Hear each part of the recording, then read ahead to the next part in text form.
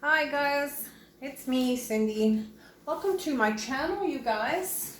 Welcome to my messy kitchen and the window to my soul and all that stuff. Tonight, for my pour, I have one basic goal tonight, you guys. It's to keep my camera in focus. That's it. That's it. That's the biggest goal. And my other thing is to show you how easy it is to create something incredibly pretty without getting all wrapped up in a million colors. And it's so simple. So simple to create really cool things. So hang on, I gotta get a stick. So one of the biggest things I hear quite frequently is, oh, every time I mix those colors, I just get mud. And I get it. And what we all forget, and I started the same way. I added like a million different colors and I got the same effect. So what I started thinking about and started realizing for myself was 2 colors will make 3 or 4. 3 colors will make 6 or 8. So when you're adding like 8 or 9 colors to a pour, yeah, it's easy to get oh goodness. Well, so yeah. Oh goodness. Oh, stick with me on this tutorial. Okay, so that don't squeeze plastic cups hard because they break.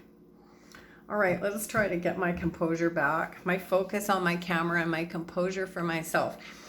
My pillow for this is Black Onyx by Walmart. It's the only black paint I use. It's my absolute favorite. The stuff is super, super thick. It's like tar in the jar. It's just so thick. So I thin it out with water and that's all. I don't use GAC. I don't use poly in it or Floetrol or anything. I just add water. So usually it sits on my counter for quite a period of time because of the bubbles. But I didn't have time tonight. So we're just gonna kind of keep popping bubbles as we go. We're gonna keep things really, really simple, you guys. Incredibly simple. We're going to use one color. So my color, obviously on black because we want contrast, is a little bit of Amsterdam white. And let's just squirt varnish all over the counter. I'm going to leave that there and I'm going to get a clean stick and give this a stir.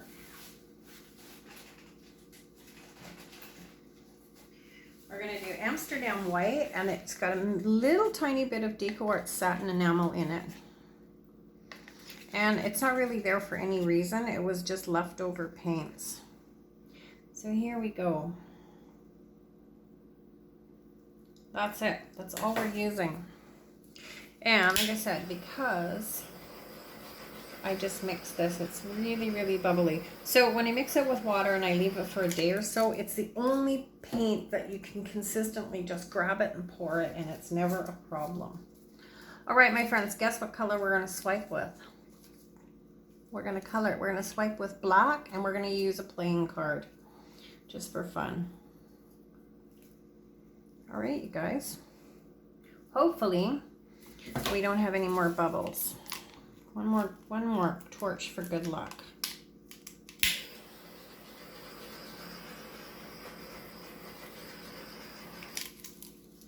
All right, here we go. So that's it. We're just gonna drag this through.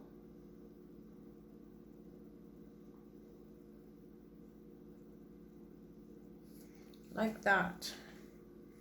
So we don't have a ton of cells. We have some, enough to give it interest. Life does not have to be flooded with cells, you guys. It just doesn't. Sometimes it's just really, for me anyway, it's just really pretty simple patterns that just kind of make my heart sing. And this is a really good example of how simplified you can keep things and still come out with something really quite pretty.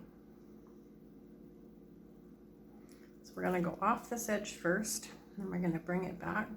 So we're going, I always go back to where I came from, roughly, just to try to keep everything as uniform as it started. Doesn't always work that way. Sometimes you have to really, really stretch things out.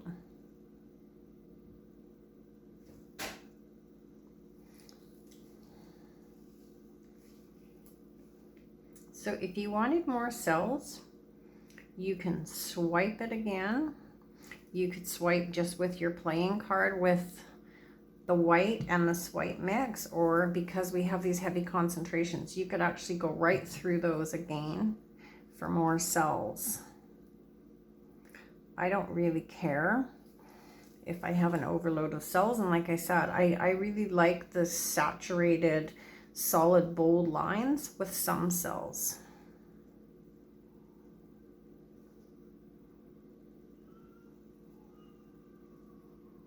Oh, I hear my granddaughter down there howling.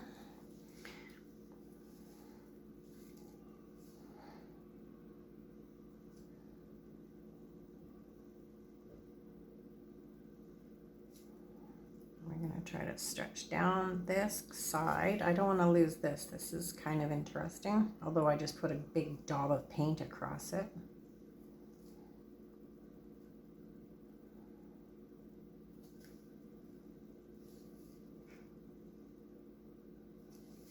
We could spin this if I had my walls and things set up, but I don't, and I am not cleaning back paint off the kitchen.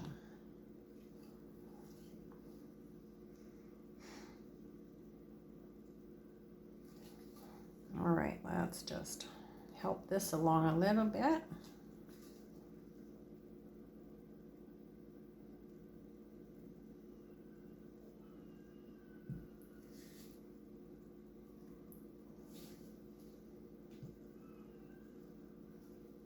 So I have a couple that really, really likes monochromatic work.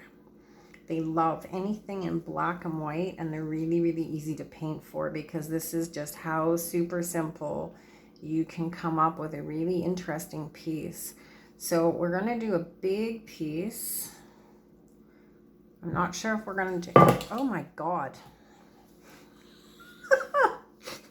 Oh, you guys. I am super entertaining as always. We're gonna do a big piece for their kitchen backsplash actually, and I'm not sure yet if they want sort of to do like 3 or 4 tiles, or if they want to do one big cradle panel, but it's just gonna be black and white. All right, you guys, I'm actually gonna stop right there. Really simple, like I say, only 2 colors and a swipe.